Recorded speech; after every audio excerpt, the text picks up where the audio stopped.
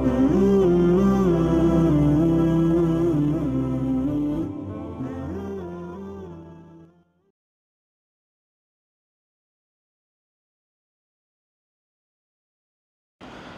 علیکم ورحمۃ اللہ وبرکاتہ۔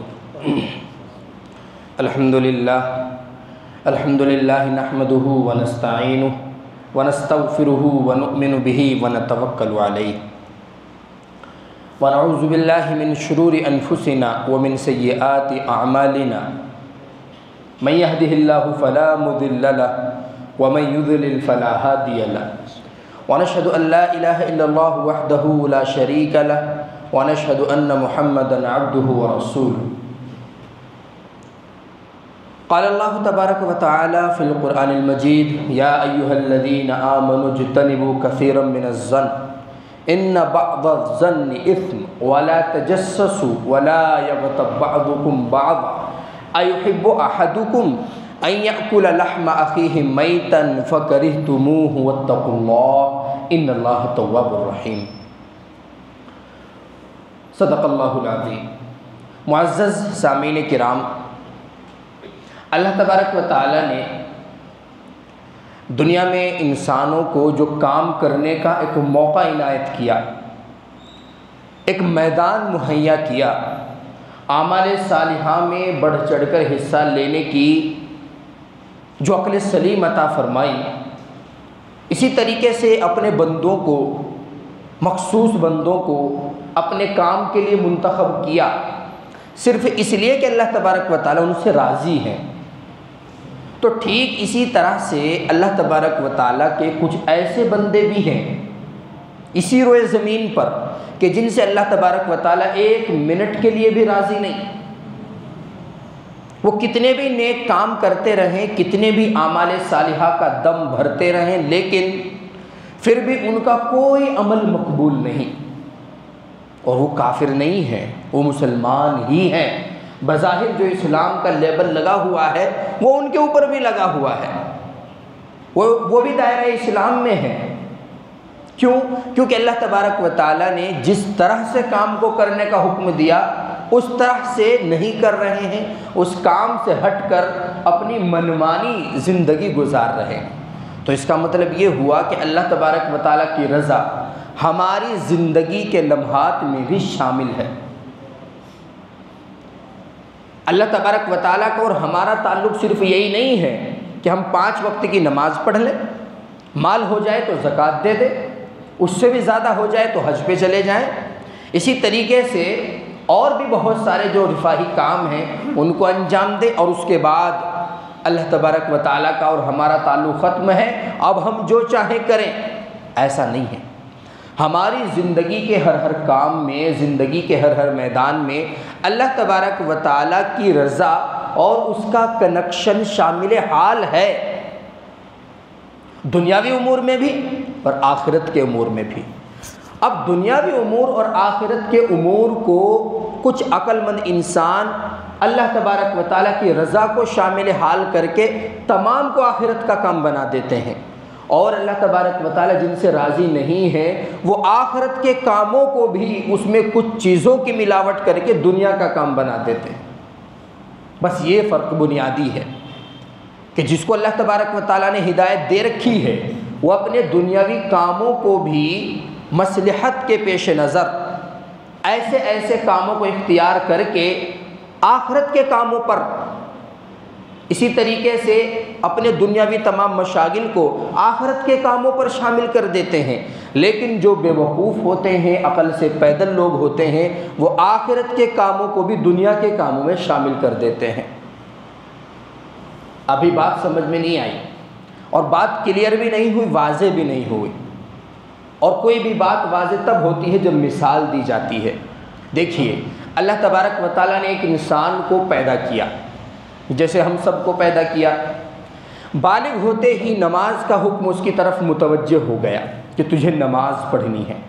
نماز کے ساتھ ساتھ جو تو دنیاوی کام کرے گا وہ تیرے اپنے پرسنل کام ہیں، جیسا کہ اپنے بچوں کے لیے روزی روٹی کمانا، زیادہ کمانا تھوڑی کمانا، اسی طریقے سے اپنے بچوں کو اسکول پڑھانا، اچھے اسکول میں پڑھانا یا برے اسکول میں پڑھانا۔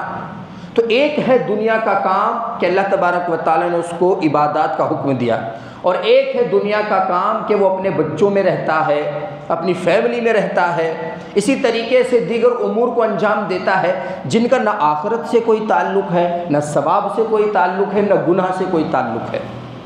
ایک انسان اپنے بچے کو بہت بڑے اسکول میں پڑھا رہا ہے، نہ ثواب کا کام ہے نہ عذاب کا کام ہے۔ ایک انسان ہے اپنے بچے کو ایک بہت معمولی اسکول میں پڑھاتا ہے، تو نہ ثواب کا کام ہے نہ عذاب کا کام ہے۔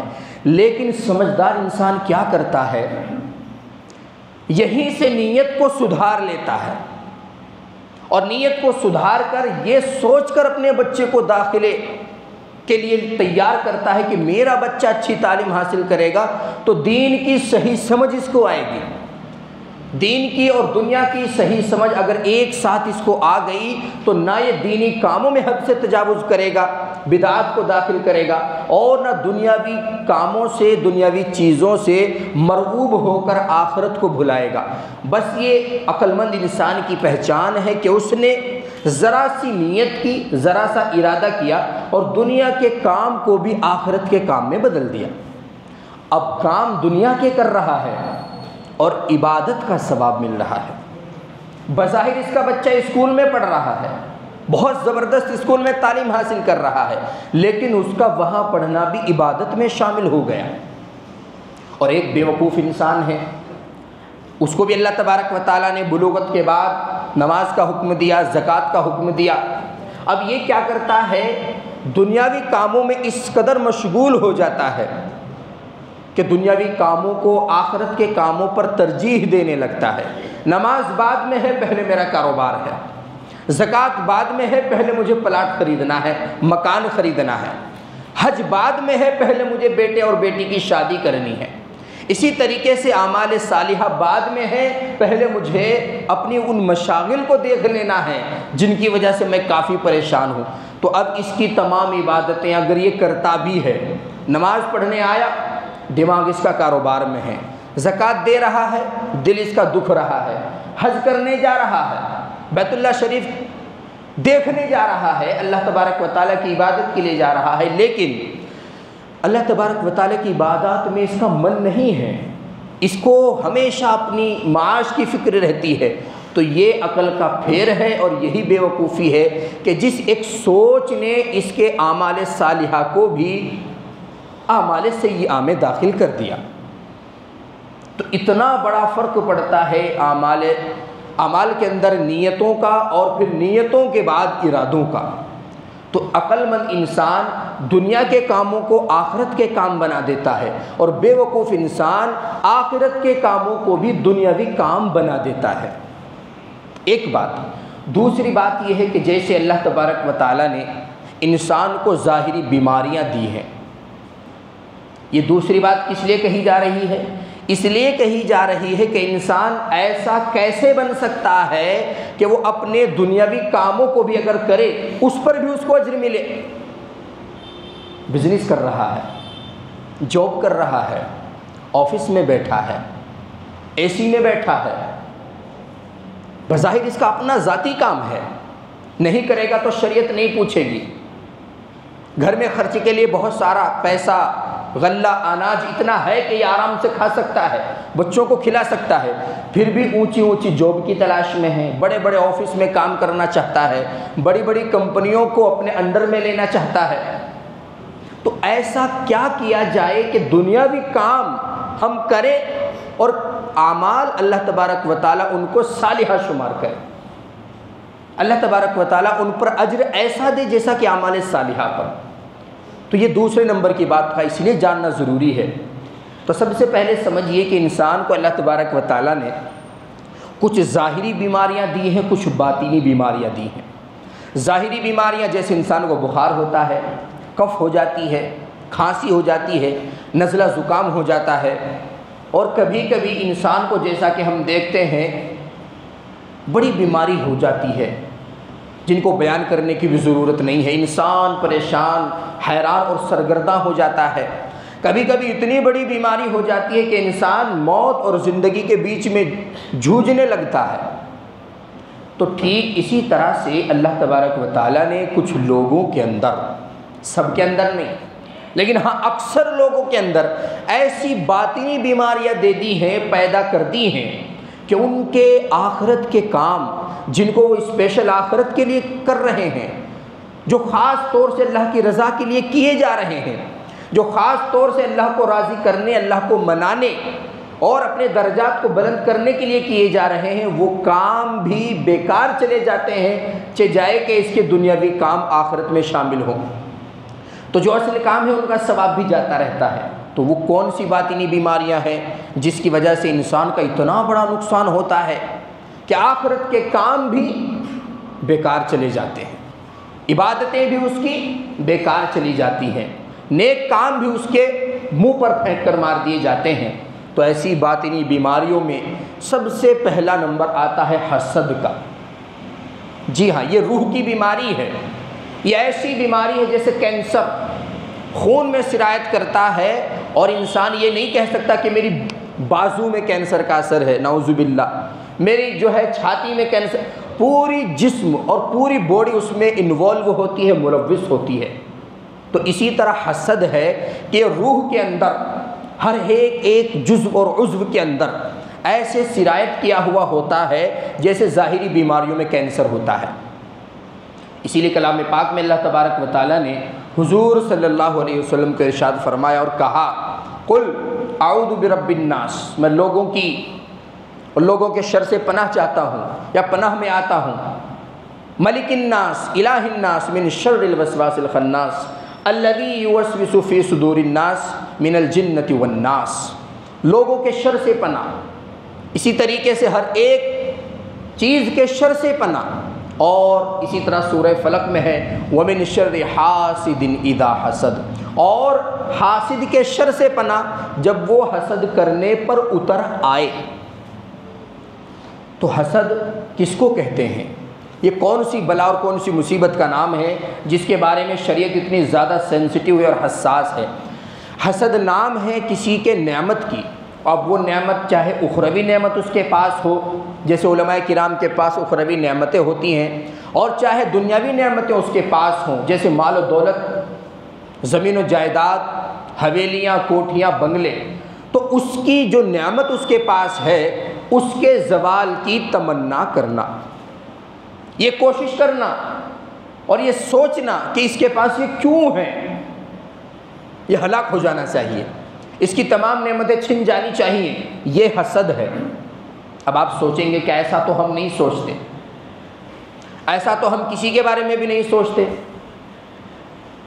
تو علماء نے لکھا ہے کہ بظاہر اگر ایک انسان غور کرے اوپر کی نظر سے تو یقیناً ایسا کوئی بھی انسان نہیں سوچتا، لیکن جب وہ اپنے اندر اور روح کے اندر کی چیزوں کو جھانکتا ہے تب اس کا احساس ہوتا ہے کہ نہیں، حسد کا شکار تو میں ہوں، حسد کا شکار تو میں ہوں۔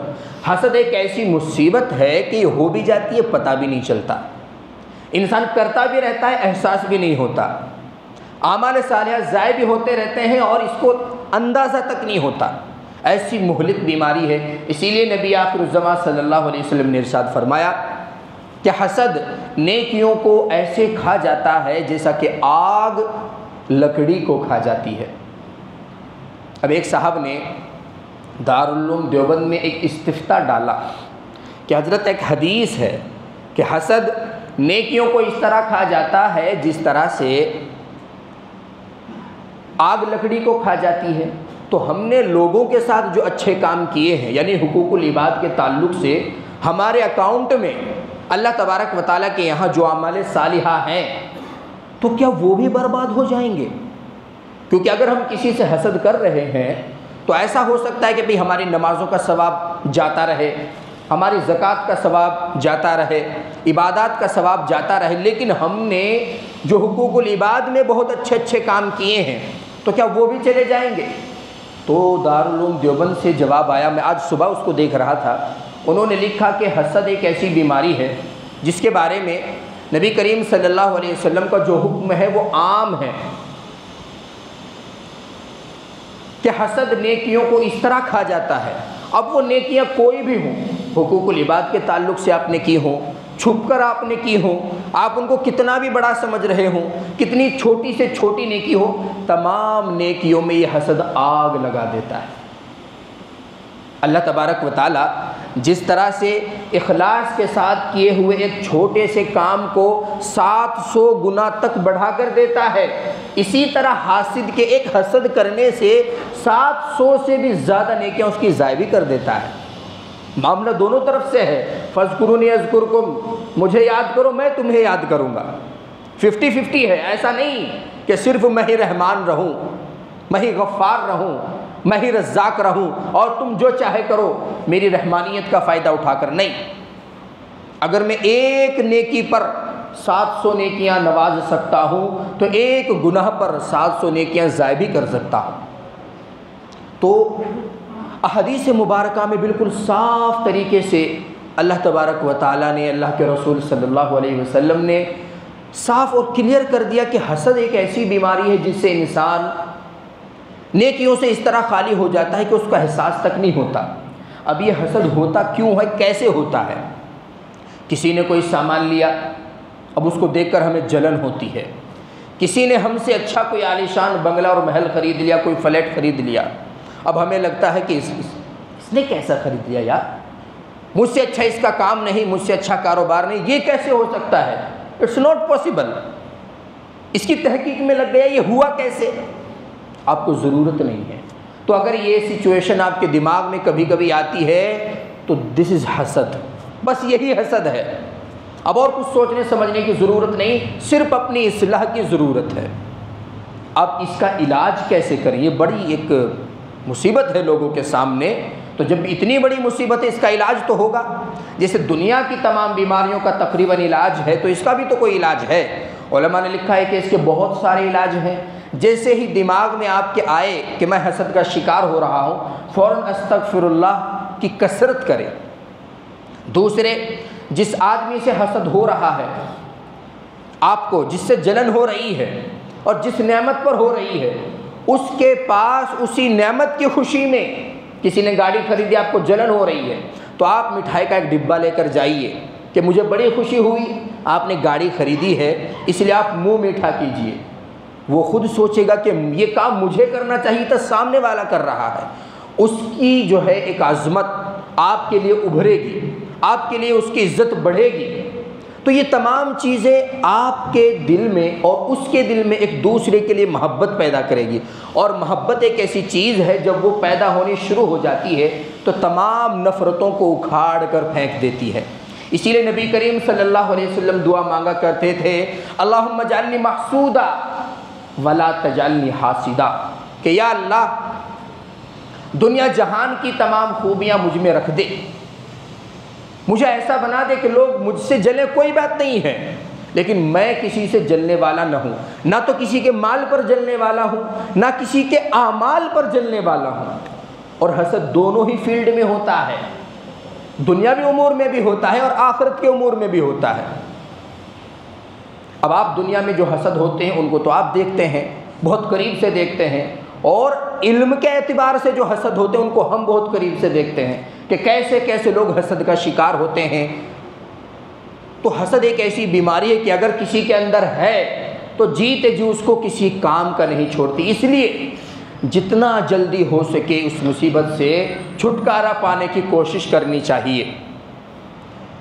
اور کیسے کریں گے؟ تو ایسے نہیں ہے کہ کوئی حلوہ ہے کہ اس کو کھا لیں اور آپ کو کسی سے حسد نہ ہو، محنت کرنی پڑے گی، اس جلن کو برداشت کرنا پڑے گا، کسی بھی منفی اقدام کو اور اس کو کر گزرنے کو اور اس طرح کے ارادوں کو آپ کو روکنا پڑے گا، اور آپ کو سمجھانا پڑے گا کہ اللہ تبارک و تعالیٰ نے جو مجھ کو دیا ہے، جو عنایات مجھ پر برس رہی ہیں، ہو سکتا ہے میں دلی اعتبار سے اس سے زیادہ خوش ہوں۔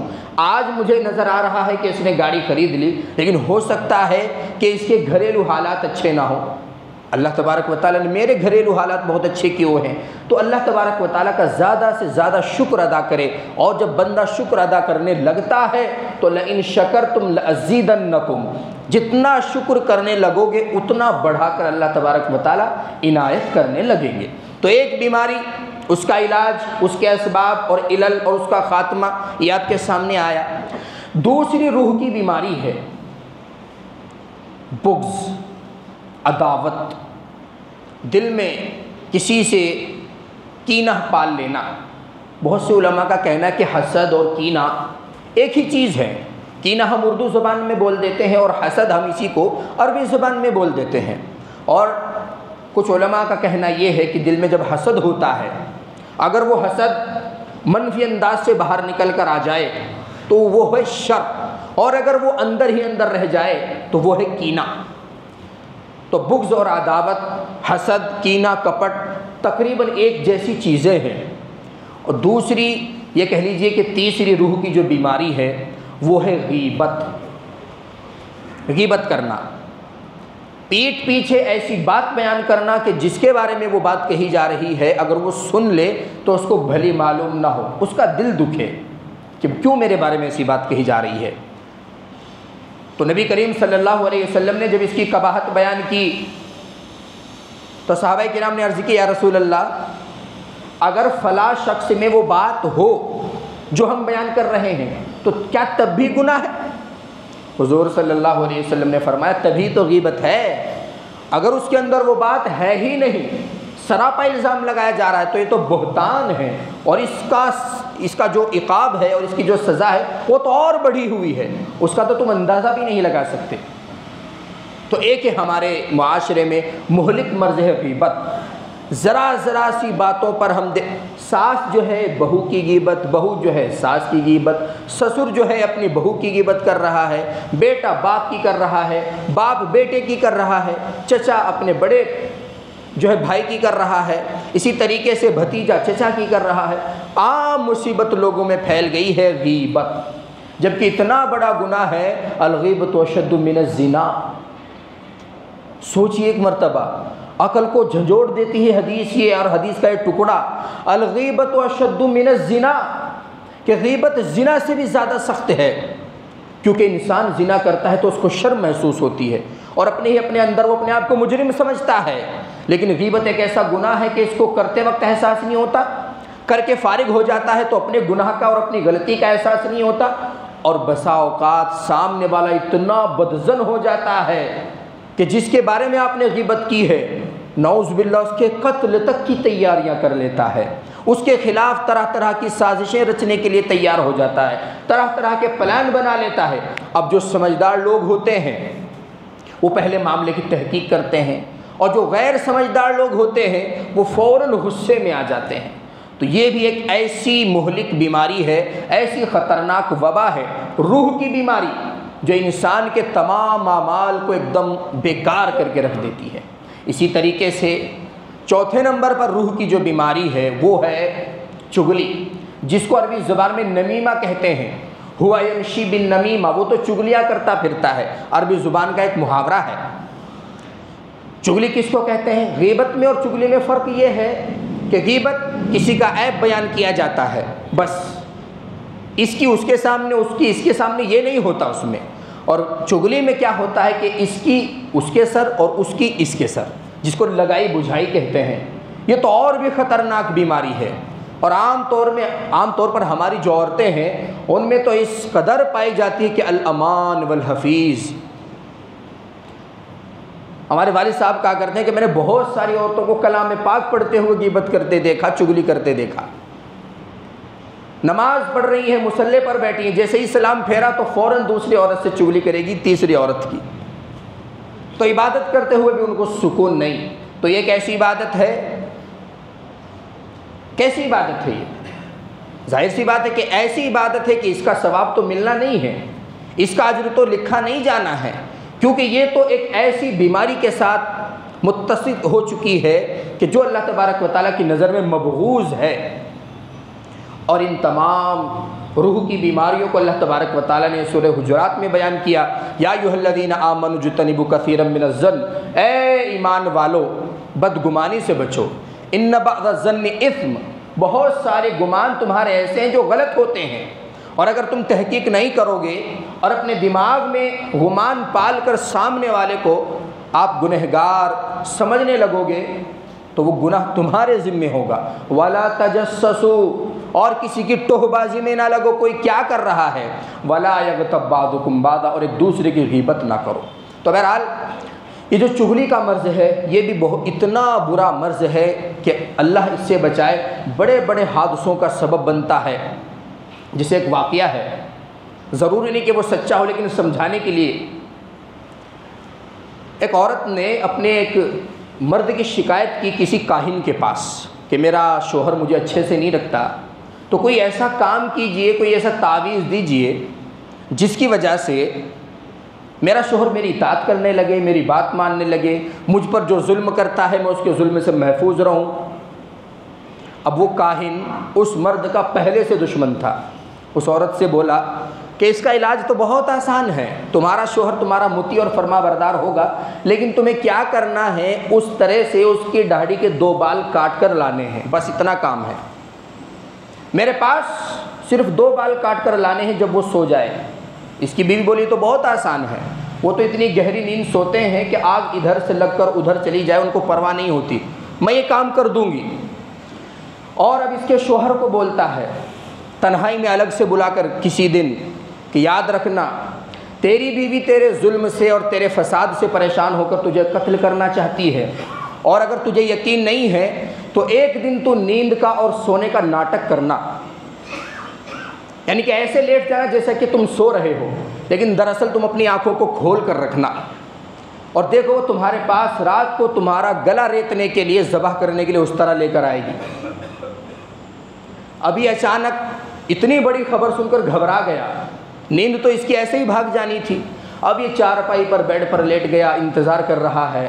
اب رات میں 1 بجے کے بعد ہلکے سے دروازہ کھلا اور یہ چوکنا ہو گیا اور نیند کا ناٹک کر کے پڑا رہا۔ بیوی آئی اور اس طرح سے وہ 2 بال کاٹنے لگی جو کاہن نے بتائے تھے۔ فوراً اس نے ہاتھ پکڑ کر کہا کہ تیرا یہ پلان مجھے پہلے معلوم نہیں تھا، واللہ اگر مجھے میرا مخلص دوست نہ بتاتا تو میں تو آج ہلاک ہو چکا ہوتا، اور اس طرح سے اسی کو ذبح کر دیا۔ تو یہ چغلی کی ایک ایسی بیماری ہے کہ جس کو انسان محسوس نہیں کرتا، لیکن آپس میں لوگ ایک دوسرے سے دور ہوتے چلے جا رہے ہیں، وہ اس سے بدظن ہے، وہ اس سے بدظن ہے۔ کلیئرفیکیشن کا کوئی مطلب نہیں کہ باتوں کو کلیئر کر لیں، جیسا کہ کلام پاک میں اللہ تبارک و تعالیٰ کا ارشاد ہے، ان جاءکم فاسق بنبأ فتبینوا ان تصیبوا قوما بجہالہ فتصبحوا علی ما فعلتم نادمین، کہ باتوں کا بطورہ جو بہت زیادہ بک بک کرتا ہے، ادھر باتیں کھڑا ہوا کر رہا ہے، ادھر کر رہا ہے، اس طرح کا آدمی اگر کوئی تمہارے پاس خبر لے کر آئے تو تحقیق کر لو، کہیں ایسا نہ ہو کہ تم اس کے بہکاوے میں آ کر کسی قوم کو نقصان پہنچا دو، کسی شخص کو نقصان پہنچا دو، فَتُصْبِحُوا عَلَى مَا فَعَلْتُمْ نَادِمِينَ، اور پھر تم اپنی کرتوت پر شرمندہ اور پشیمان ہوتے پھرو۔ تو پہلے تحقیق کر لیا کرو۔ تو اسی لیے یہ بھی ایک ایسی بیماری ہے کہ جس کا خاتمہ جلد از جلد انسان کو کوشش اور ارادے سے کرنا چاہیے۔ اسی طریقے سے یہ جو چغلی کا مرض ہے اتنا خطرناک اور اور میں بار بار ایک مثال دیا کرتا ہوں، مفتی مظفر حسین صاحب جامعہ مظاہر العلوم سہارنپور کے ناظم، اس کا علاج بتا رہا ہوں۔ اگر آپ پریشان ہیں، کیونکہ میں چغلی سے باز آ سکتا ہوں، سامنے والا آ کر دوسروں کی چغلی کرتا ہے، اس کا ہم کیا کریں؟ اگر اس کے منہ پر کہیں کہ خاموش ہو جا تو بیوقوف ہے، منافق ہے، اب وہ تو اور غصہ ہو جائے گا۔ تو اس کا علاج وہ ہے جو مفتی مظفر حسین صاحب نے کیا۔ اب وہ ناظم تھے، آفس میں بیٹھتے تھے، تو ایک استاذ آئے، دوسرے استاذ کی چغلی کر رہے ہیں، غیبت کر رہے ہیں کہ دیکھیے فلاں استاذ جو ہیں وہ کلاس میں لیٹ پہنچ رہے ہیں۔ اب اگلے دن آئے، پھر آئے کہ دیکھیے آج فلاں استاذ کلاس میں لیٹ پہنچے ہیں۔ تو انہوں نے کیا کیا، ان کو ادھر ہی بٹھا لیا، اور جن کی چغلی کی جا رہی ہے، جن کی غیبت کی جا رہی ہے، ان کو بھی ادھر ہی بلا لیا، اور کہا کہ بھائی تم کلاس میں لیٹ پہنچ رہے ہو؟ کہ نہیں حضرت، کون کہہ رہا ہے؟ کہ یہ کہہ رہا ہے۔ اب پوچھو ان سے کیوں کہہ رہا ہے۔ اب وہ اس کے ساتھ بحث کر رہے ہیں کہ آپ کو کس نے بولا میں لیٹ پہنچ رہا ہوں؟ اب یہ ادھر گٹھلیاں نگل رہے ہیں، ان کی زبان نہیں کھل رہی ہے۔ مفتی صاحب نے عرض کیا کہ میری نظر میں اچھا بننے سے بہتر ہے کہ تم اللہ کی نظر میں اچھے بنو، کونوا عباد اللہ اخوانا، اللہ تبارک و تعالیٰ کے سامنے بھائی بھائی بن کر رہو۔ کیوں خام کا ایک دوسرے کی، تم سے حساب نہیں ہوگا کسی دوسرے کا کہ وہ کیوں لیٹ پہنچ رہا ہے، تم سے حساب ہوگا تمہارے وقت کا کہ تم کس وقت پہنچے۔ تم سے حساب ہوگا تمہاری مسئولیات کا، تمہاری رسپانسبلٹیز کا اور تمہاری ذمہ داریوں کا کہ تم نے اپنی ذمہ داریوں کو کتنا نبھایا، یہ تم سے سوال ہوگا۔ دوسروں کے بارے میں تم سے چنداں سوال نہیں کیا جائے گا۔ اور مشہور حدیث کا مفہوم ہے کہ اس طرح کے غیبت باز اور چغل باز کو اللہ تبارک و تعالیٰ روز محشر رسوا کریں گے، اور اس کے جو اچھے کام ہوں گے ان کو سامنے ڈھیر کی شکل میں ڈال دیے جائیں گے۔ اب جس کی اس نے چغلی کی ہوگی، جس کی غیبت کی ہوگی، ان کو قطار میں کھڑا کیا جائے گا اور ان سے کہا جائے گا کہ اس کے اعمال میں سے اٹھاتے رہیے اور جاتے رہیے، اٹھاتے رہیے اور جاتے رہیے، یہاں تک کہ اس کے سارے اعمال وہ لوگ اٹھا کر لے جائیں گے۔ اب جب یہ خالی ہو جائے گا اور مطالبات اور بھی زیادہ اس کے پاس ہوں گے، اس کے ذمے ہوں گے، تو اللہ تبارک و تعالیٰ فرمائیں گے ان لوگوں سے جس کی غیبت اس نے کی ہے، جس کی چغلی کی ہے، کہ اپنے جو اعمال سیئہ ہیں وہ اس کے کھاتے میں ڈالتے رہیے اور جاتے رہیے، اس کے کھاتے میں ڈالتے رہیے اور جاتے رہیے۔ اب بغیر کسی ریزن کے اتنا بڑا گناہوں کا گٹھر اس کے سر لد جائے گا کہ اس کو اٹھا بھی نہیں سکتا۔ تو اب آپ دیکھیے کہ کتنی چھوٹی سی بات ہے۔ تو بات میں نے یہاں سے شروع کی تھی کہ کچھ روح کی بیماریاں ہوتی ہیں جن کی وجہ سے انسان اپنے آخرت کے کاموں کو بھی دنیاوی کاموں کے چکر میں بیکار کر دیتا ہے، اپنی آخرت کی عبادات کو بھی دنیا میں شامل کر دیتا ہے۔ اور اگر انسان اس طرح کی بیماریوں سے اپنے آپ کو بچائے، ارادتاً بچائے، تو پھر اللہ تبارک و تعالیٰ اس کو ایسا ہدایت کا نور عطا کریں گے کہ یہ تمام عبادات میں اور خاص طور سے اپنے دنیاوی معاملات میں ایسے طریقے پر چلے گا کہ کام تو یہ دنیا کا کر رہا ہے لیکن ثواب اس کو اللہ تبارک و تعالیٰ مفت کا عنایت کر رہے ہیں۔ تو اسی لیے یہ جو بیماریاں ہیں بہت لمبی تفصیل اس پر کی جا سکتی ہے۔ سورہ حجرات میں یہ مضمون بہت واضح انداز میں بیان کیا گیا ہے۔ اللہ تبارک و تعالیٰ مجھے بھی آپ کو بھی اس طرح کے شرور و فتن سے محفوظ فرمائے۔ باقی ایک بات، اب ہمارے یہاں بدعت کا تو اتنا زور ہے، اتنا شور شرابہ ہے کہ ایک بدعت ختم نہیں ہوتی دوسری تیار ہو جاتی ہے۔ ابھی ماہ محرم کی جو ایک فضیلت بیان کی گئی، اس میں پائی جانے والی بدعت کا جو ایک قلع کما کیا گیا تھا، لیکن اس کے باوجود اب سفر کا مہینہ شروع ہونے والا ہے۔ اب سفر کے مہینے میں بھی بہت ساری خرافات، بہت ساری من گھڑت روایات لوگوں تک پہنچی ہیں۔ کل ایک صاحب معلوم کر رہے تھے تو میں نے کہا کہ کل انشاءاللہ جمعے میں بیان کرتا ہوں۔ تو ماہ سفر میں نہ کوئی نحوست ہے اور ماہ سفر میں نہ کوئی کام کرنا انسان کو پریشان کرتا ہے۔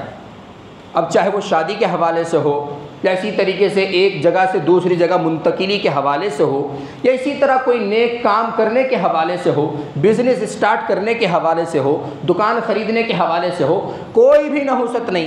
بس زمانے جاہلیت کی ایک رسم ہے جو سنی سنائی چلی چلائی آ رہی ہے، اسی پر عمل کرتے ہوئے لوگ پریشان ہو جاتے ہیں۔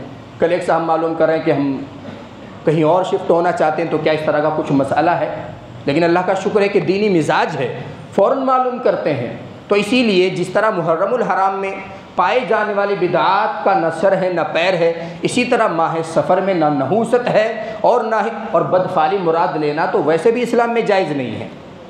ایک بات۔ دوسری بات یہ ہے، آج کل ایک اور فیشن نکل گیا ہمارے مصلیان کرام میں، کیا کہ جب ہم نماز کے لیے آتے ہیں تو بڑے ناز اور نخرے کے ساتھ آتے ہیں، بڑے سٹائل میں آتے ہیں جیسے ہم کسی آفس میں جا رہے ہوں، اور نماز کے لیے یا تو ہاتھ اٹھاتے ہیں تو اتنے اٹھاتے ہیں کہ بس اپنے کو پتہ چلتا ہے کہ ہم نے ہاتھ اٹھائے، بس ایسے کرتے ہیں اللہ۔ اور پھر ایک اور شکایت کچھ دنوں سے مل رہی ہے کہ کچھ لوگوں نے ہاتھ اٹھانا ہی بند کر دیا، آتے ہیں ڈائریکٹ جماعت میں شامل ہو جاتے ہیں، بات ختم۔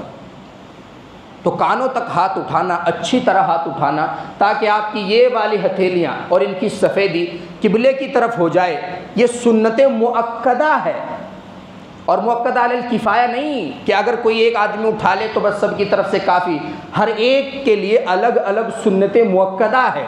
مستقل طور پر اس طرح اگر کوئی کرتا ہے تو گنہگار ہے، تارک سنت ہے، تو اس بات کا اہتمام کرنا چاہیے۔ تیسری بات، نمازوں میں ہم دیکھتے ہیں کہ بیکار میں ہمارے اینڈرائڈ موبائل سے ہیں یا اسی طرح آئی فون بجتے رہتے ہیں، کسی کے ATM پر کتنے روپے پراپت ہو رہے ہیں، کسی کے فون پے پر 40 روپے پراپت ہو رہے ہیں، یہ جیسا کہ پہلے بھی بتایا گیا تھا۔